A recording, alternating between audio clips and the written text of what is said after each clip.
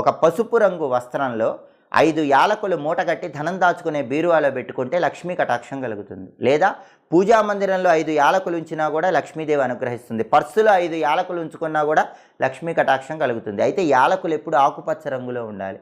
ఎండిపోయిన యాలకులు మాత్రం ఎట్టి పరిస్థితుల్లో ఉండకూడదు. అలాగే ఆడవాళ్ళు భర్తకు అదృష్టం కలిసి రావాలంటే ఆకుపచ్చ రంగు గాజులు కానీ ఎరుపు రంగు గాజులు కానీ ధరించాలి. ఖచ్చితంగా మట్టి గాజులు ధరించాలి. అవి కూడా ఎరుపు ఆకుపచ్చ రంగుల్లో ఉన్న గాజులు ధరిస్తే భర్తకు సంపాదన పెరుగుతుంది. గాజులు కొనుక్కునేటప్పుడు కూడా ఆదివారం కానీ శుక్రవారం కానీ గాజులు కొనుక్కుంటే ఆడవాళ్ళు భర్తకు కలిసి వస్తుంది. మంగళవారం కానీ శనివారం కానీ గాజులు కొనుక్కుంటే భర్తకు సంపాదన తగ్గిపోతుంది. కాబట్టి ఆది శుక్రవారాల్లో గాజులు కొనుక్కోండి. అలాగే ఆడవాళ్ళు ఎప్పుడైనా సరే పూజ గదిలో దేవుడి ఫోటోలు దక్షిణం వైపు లేకుండా చూసుకోండి. దక్షిణం వైపు ఫోటోలు ఉండి ఆ ఇంట్లో యజమాని పూజ చేస్తే కూడా లక్ష్మీ కటాక్షం తగ్గిపోతుంది. కాబట్టి భర్తకు సంపాదన